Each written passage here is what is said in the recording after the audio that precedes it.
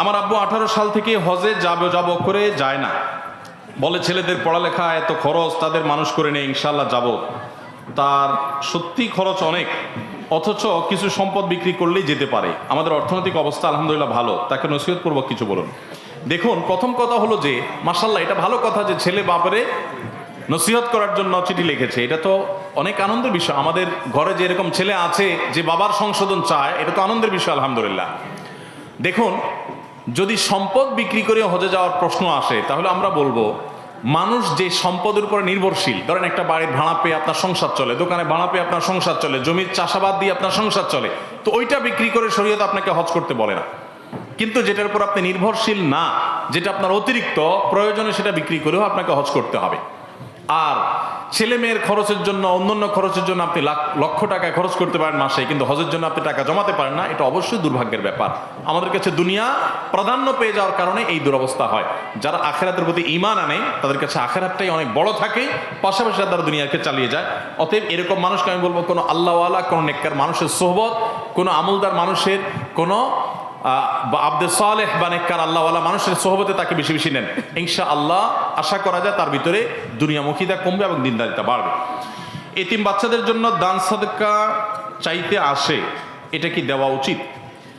এতিম বাচ্চাদের জন্য দান সাদকা যারা চাইতে আসে, এটার একটা রূপ ঢাকায় আছে, যশোরেও আছে, আমি জানি। সেটা হলো যে কিছু বাচ্চা কাচ্চা ছেলে ফেলেকে পাঠায় দেয় বিভিন্ন এতিমখানার রসিদ দিয়া, কাগজপত্র দিয়ে, তারা এসে বলে আমরা এতিমখানা থেকে আসছি, আমাদের কোরআন শরীফ কিনতে টাকা লাগবে, আমাদের খাবারের টাকা নাই।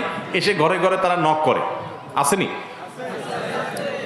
এদেরকে পাইলে বাচ্চাদেরকে তো আর, তাদেরকে তো আর কিছু বলা উচিত হবে না। বাচ্চাদেরকে ধরে একটু ভালো বুড়া খাওয়ান, আর বলেন যে তোমাদের হুজুরে ফোন করো, একসাথে যত টাকা পয়সা সব হুজুরে দেব। এরপরে হুজুর আসার পরে তারা বসে ভালো করে সাইজ করেন, আর এটা হুজুরের বিজনেস যদি হয়, তাহলে তাকে আইনের হাতে সুপর্দ করে দেন। কারণ এদের বড় একটা অংশ ফ্রড, প্রতারক। তারা এই বাচ্চাগুলোকে পুঁজি হিসাবে ব্যবহার করে, এবং এটা ইসলাম এবং মুসলমানদের জন্য অপমানজনক। আমরা আমাদের আসুন্নাহ ফাউন্ডেশন থেকে ইয়েতিম লালন পালন করার জন্য ইয়েতিম আমরা খুঁজে পাই না। খুঁজে পাই না মানে কি? এতিম যারা আছে বিভিন্ন মাদ্রাসায়, তাদের স্পন্সর আছে, স্পন্সর নাই এরকম এতিম আমরা খুঁজি। আমরা সার্কুলার দেই প্রতি বছর যে সারা দেশে যত এতিম আছে, যারা অসহায় আছে, তারা আবেদন করেন, তাদের শতভাগ স্কলারশিপ, তাদের সকল খরচ খরচা আমরা বহন করব আমাদের এতিম ফান্ড থেকে। তো সেখানে প্রপার এতিম পাইতে কষ্ট হয়ে যায়, আর এখানে এতিম খানা পায় না, দুয়ারে দুয়ারে খানা আর কোরআন শরীফ কিনতে টাকার জন্য যায়। এদের অনেককে আমি ধরেছি, এবং তাদের হুজুরদের ফোন দেওয়ার পর সদুত্তর দিতে পারে না। এদের অনেকেই প্রকৃত অর্থে হুজুরও না, জাস্ট লেবাস লাগাইছে, এই বাচ্চাগুলো দিকে তারা বিজনেস করে। অতএব অনেকে আমরা মনে করি না, সরলতার কারণে বিশ্বাস করি না। বিশ্বাস করার কোনো কারণ নাই। বিশেষ করে আপনি অবিশ্বাসও করার দরকার, আপনি খোঁজ খবর নেন, আপনি চেক করেন সন্দেহ হলে। তবে এটা ঠিক, ওয়াম্মা সাইলা ফালা তানহার, যারা মানুষের কাছে চায় তাদেরকে ধমক দিতে আল্লাহ নিষেধ করেছেন। বিদায় তাদেরকে, বাচ্চাদেরকে আপনি ধমক দিবেন না, কিন্তু নাটের গুরুগুলোকে খুঁজে বের করবেন যে কেন আল্লাহর দিনকে তুমি অপমান করছো। বহু মাদ্রাসা আছে, সেখানে এতিমদের ফান্ড আছে, তহবিল আছে, গোরবা ফান্ড আছে, সেখানে ভর্তি হবে। প্রয়োজনে হুজুররা যাবে তাদের কালেকশনের জন্য, বাচ্চাদেরকে কেন পাঠানো হবে? এই বিষয়ে আমাদের প্রত্যেকেরই সতর্ক হওয়া দরকার এবং দায়িত্বশীল ভূমিকা রাখা দরকার।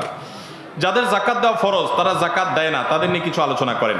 জাকাত যারা দেন না, সম্পদ সঞ্চয় করে রাখেন, আল্লাহ কোরআনে বলেছেন ইয়াউমা ইউহমা আলাইহা ফি নারি জাহান্নাম ফাতাকু বিহা জিবাহুহুম ওয়া জুনুবুহুম হাযা মা কানাসতুম লিআনফুসিকুম ফাযুকু মা কুনতুম তাকনিজুন। আল্লাহ বলেছেন কিয়ামতের ময়দানে যেই সম্পদ আপনি জাকাত না দিয়ে সঞ্চয় করেছেন, এগুলোকে জাহান্নামের আগুনে, এই সম্পদগুলোকে পাত বানিয়ে উত্তপ্ত করে, এই জাকাত আদায় করে না যে সেই ব্যক্তির কপালে, ললাটে, পিঠে